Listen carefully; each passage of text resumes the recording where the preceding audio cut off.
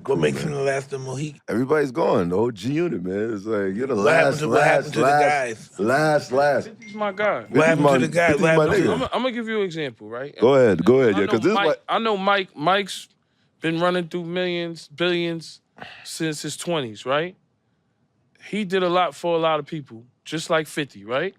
So in life, you gotta always remember, it's not all about how many times you say yes. It's about that one time you say. Let me present you first a key to the city of Houston. Anywhere you go, 550 buildings, use the key, the door will swing wide open. Set up to me, you know what I'm saying? I said, yo, what's up with the security? Like, they allowing us the security there was from Fifth Ward. And, yeah, and they said they was scared of to even tell them to get off stage. But, like, you know what I'm saying? Oh, the drama is on a whole new level. Tony Yayo just pulled up on Jay Prince and aired out what could be the biggest extortion play in hip-hop history. Jay Prince thought he could run that classic check-in move on 50 Cent, but 50 being 50 didn't fold under pressure. Nope, he flipped the whole script, called out Jay Prince by name, and basically dared him to make a move. What started as some quiet tension between two powerhouses just exploded into a full-blown street war between Houston's heavy hitters and G-Unit's hardcore, no-nonsense mentality. And let's be real, this beef didn't just pop up out of nowhere. It had been simmering low and slow for years, like a pot about to boil over. And now, Tony Yayo just jumped into the mix and cranked up the heat even more. It's getting hotter than ever, and Yayo didn't just throw shade, he launched straight at Jay Prince with no hesitation. But now the real question is, did Tony really say that Jay Prince tried to check in on 50? Or is this all just some bluff to stir the pot even more? Let's not waste another second. Let's dive right into this crazy story and break it all down. He was in the airport, right? Okay. I mean, imagine that shit, right. right? I like that. I would know when you land, you know what I mean? Because it's that deep, right? A long story short, right? Long story short, he pursued his situation, right? And he was in the Ritz-Carlton, from what I hear. And it didn't go well for him because he didn't do it protocol-wise. Wow. Yeah, that's all I want to say about this shit. Okay. I don't even know what happened just now. I don't know if it was a clap or I don't know. So yeah, cool. So when we're done, we met indirectly without meeting. Oh. Okay. And then we met. Okay. Right. If you feel me. Kinda, yeah. This was him talking about Jay-Z not checking in, and later trying to expose 50 Cent for doing the same thing. But despite all that, 50 still went on to receive the key to Houston. But to really understand how this whole situation unfolded, though, let's rewind a little bit and break it all down from the start. Jay Prince, the founder of Rap-A-Lot Records, isn't just a music mogul, he's practically the godfather of Houston. He moves like a quiet storm, never loud, never flashy, but always in control. In Houston, you didn't just respect Jay Prince, you feared him. Not because he was all in your face about it, but because his name alone could shake a room. For decades, if you were an artist landing in Houston and didn't check in with him, you might just leave with a broken ego, a missing chain, or worse. But then there's 50 Cent, hip-hop's ultimate troublemaker. From his early days of beefing with Ja Rule and Murder Inc., 50 made a name for himself by never backing down. His G-Unit brand was built like a mini army. No checking in, no bowing down, and definitely no paying for protection. So when rumors started floating around that 50 might be moving to Houston, it was like setting a lit match near a gas tank. Everyone knew it wouldn't end pretty if 50 showed up without giving Jay Prince his due respect. And boy, did it go down. At first, it was like a long-distance Cold War. 50 Cent in New York trolling like a master, while Jay Prince ruled Houston like an underground mayor. They threw little jabs here and there, but nothing major, until 50 dropped a casual bombshell on Twitter. I love New York, but I live in Houston now. I'll explain later. Boom. Instant chaos. Thing is, 50 wasn't moving for clout. He had big plans. New York taxes were bleeding him dry, and Houston made way more financial sense. Less taxes, more land, and a booming hip-hop scene. Plus, it was the perfect place to expand his Branson cognac empire, especially with Houston's liquor market heating up. 50 had a whole vision mapped out, tap into the Southern culture, push his brand, and stack even more millions. But there was one major problem. He didn't check in. And for Jay Prince, that wasn't just a business slip-up, that was personal. Word on the street is he felt like 50 Cent was trying to roll into Houston and crown himself king without kissing the ring first. Allegedly, Jay Prince wasn't having it. He supposedly sent people to apply pressure, trying to let 50 know that in H-Town, you don't just move around freely without checking in with the boss. Some even claim that Jay Prince tried to get 50 to pay for street-level protection, a way of saying, you move when I say you move. But here's the thing, 50 Cent ain't built like that. He's the guy who picks his fights like a chess master. If he sees you and thinks he can outplay you, sure, he'll engage. But if he senses snake energy, he moves smarter. And in this case, he didn't budge an inch. 50 told his people straight up, G-Unit moves with their own security, their own muscle, their own rules. They weren't about to be extorted in the name of so-called respect. Things escalated fast. Jay Prince allegedly tried to slap a no-fly zone over Houston for 50, basically telling him, you're not welcome here. Now, that kind of move might work on up-and-coming rappers still trying to make a name, but 50 Cent? Nope. He laughed it off like it was amateur hour. He took to Instagram and treated the whole situation like a WWE feud. Memes, shady captions, subliminal shots, you name it. He clowned Jay Prince so hard it was like watching a live comedy roast. 50 didn't just ignore the threats, he dared Jay Prince to actually do something about it. Meanwhile, behind all the trolling and public jabs, the real drama was brewing. 50 had been quietly working on building a massive $20 million G-Unit film and TV studio right in Houston. The plan? Create jobs, internships, put a real stamp on the city's entertainment scene. It was a huge opportunity for Houston's growth, but just when things were getting real, everything shifted. Suddenly, 50 announced that the whole project was moving to Shreveport, Louisiana. People started whispering, oh, he must have gotten a cheap deal. Maybe they gave him tax breaks. But the real ones know better. In interviews, 50 played it cool. He said Shreveport already had better infrastructure, better incentives. He talked about how they showed him love, how the city was ready for the kind of big moves he was making. And technically, he wasn't lying. But if you read between the lines, the truth was clear as day. Houston's street politics had gotten too messy, too hot, too dangerous to invest that kind of money into.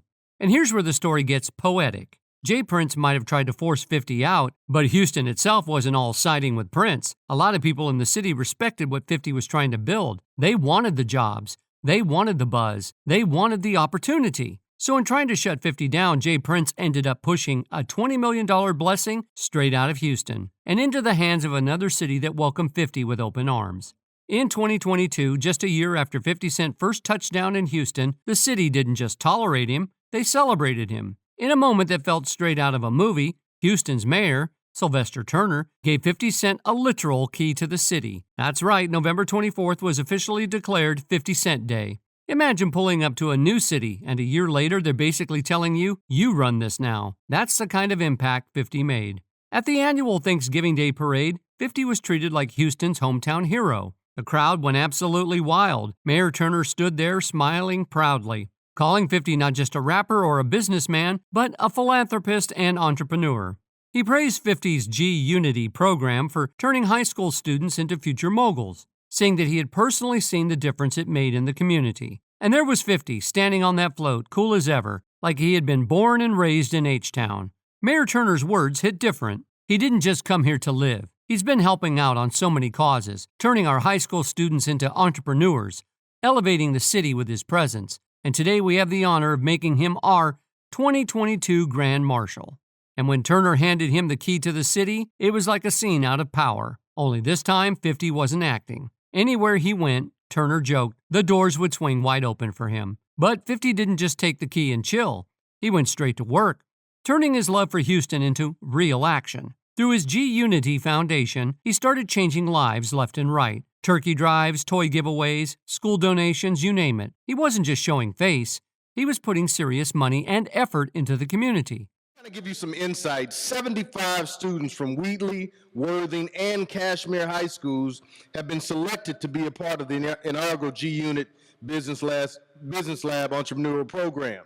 The program aligns with HISD's vision to be equitable and educate the whole child by providing the academic and non-academic supports necessary to ensure that our students can become complete global economy students. He even partnered with Houston's biggest sports teams, the Rockets, Texans, and Astros through his Sire Spirits brand. And when it came to giving back, 50 went all in. In 2023, he donated a jaw-dropping $850,000 worth of toys to kids in need. Not a typo, $850,000. And he didn't stop there. In 2024, 50 helped raise $500,000 for the Houston's Children's Charity by auctioning off just 2 giant bottles of his Le Chemin du Roi champagne. The event itself raked in a total of $6 million, with 50 playing a huge role in that success. Meanwhile, Jay Prince was allegedly sitting back, watching all this unfold like a dethroned king. A man who once ran Houston from the shadows was now forced to watch someone else being celebrated in broad daylight, and it stung in a way that was hard to ignore. Enter Tony Yayo, G-Unit's most outspoken member who wasn't about to sugarcoat anything.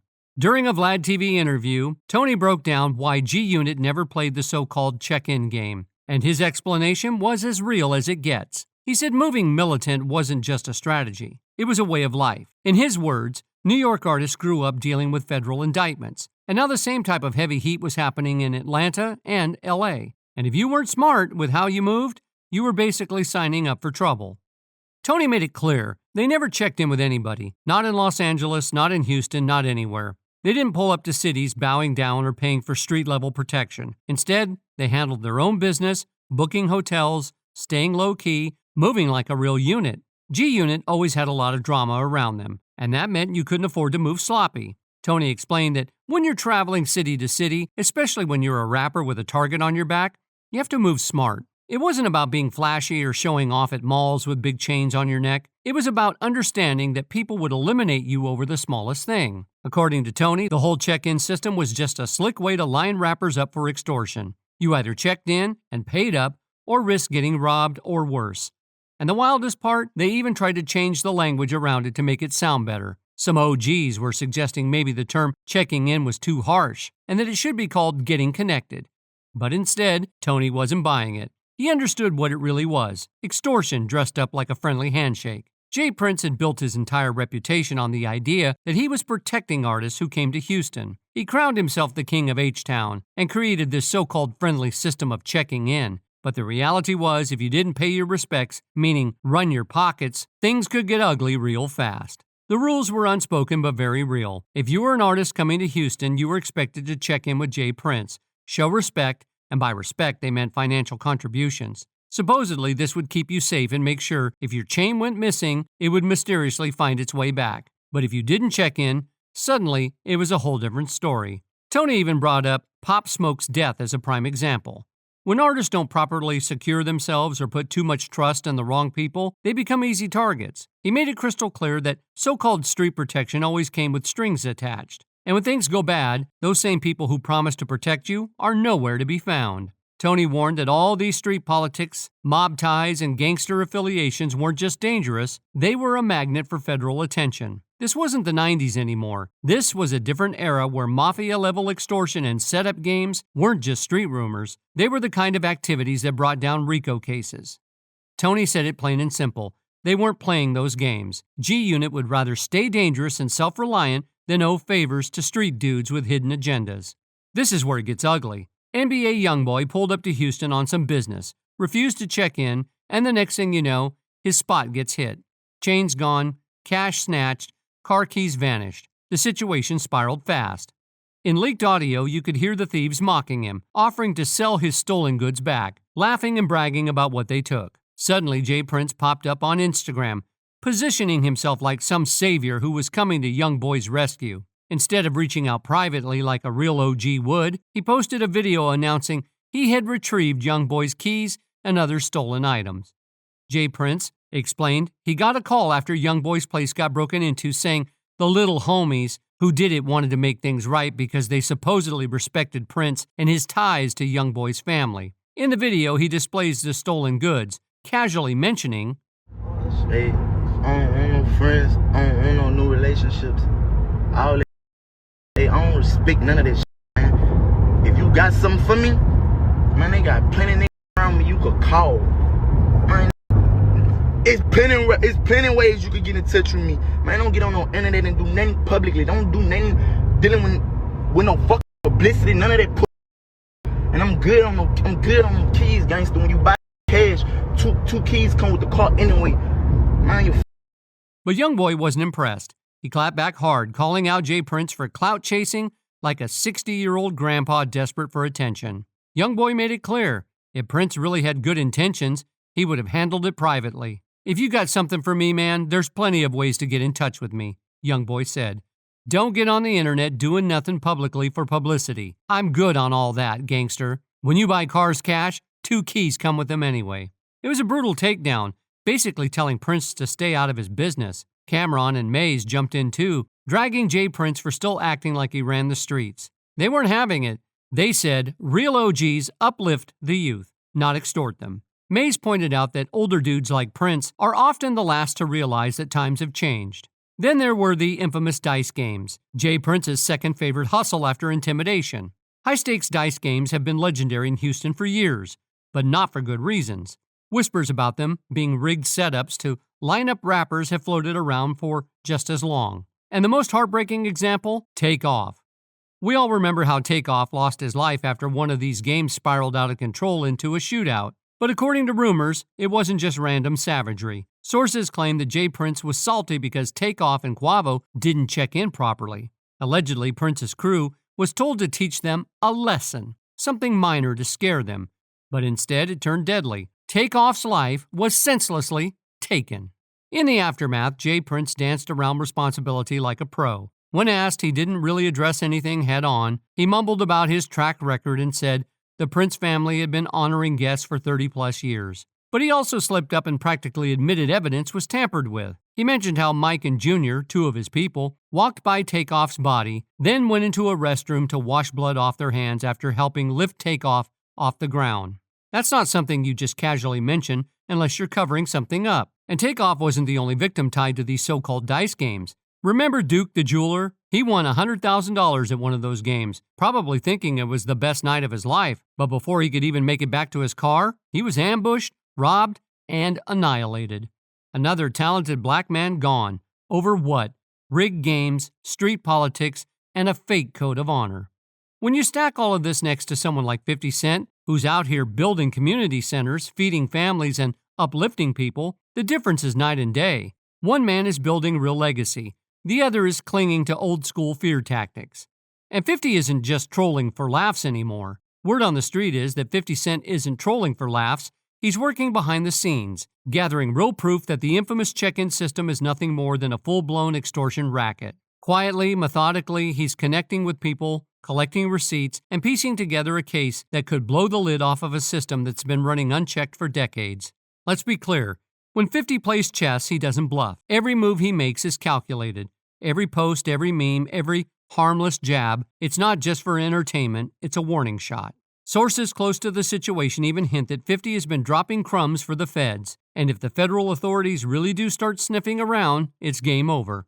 One post, one leaked message, one anonymous tip could be all it takes to bring the entire check-in empire crashing down. 50 Cent isn't just another rapper poking the bear. He's playing for keeps, and he's winning. While Jay Prince is busy maintaining his grip on the street politics of Houston, 50 is moving differently. He didn't just move to Houston, he took over. While Prince was allegedly strong-arming artists and forcing them to check in for protection, 50 was out there cutting ribbons with the mayor, getting keys to the city, and building programs that actually uplifted the community. We're talking about real impact, creating opportunities, offering scholarships, feeding families, not empty promises or intimidation games. And now the so-called check-in culture, it's on its last legs. The streets are starting to whisper. Artists who once felt like they had no choice are beginning to realize they have options. Real ones, because people like 50 Cent are showing them another way. So the real question becomes, who truly runs Houston now? Is it the street boss operating in the shadows, clinging to an outdated playbook? Or is it the man who earned the key to the city by actually giving back, not taking away? This isn't just rap beef anymore, it's a battle for the soul of the culture. It's about breaking free from old cycles of fear and extortion and moving toward real leadership. Leadership that builds instead of breaks. And it's got everyone asking, is 50 going too far? Or is he the hero hip-hop didn't know it needed? The one willing to expose the dark side of the industry politics and street games? Because if 50 Cent gets the last move, and let's be honest, he usually does, we might be looking at the end of an era in Houston. And trust us, you're going to want to stick around because things are only getting messier from here.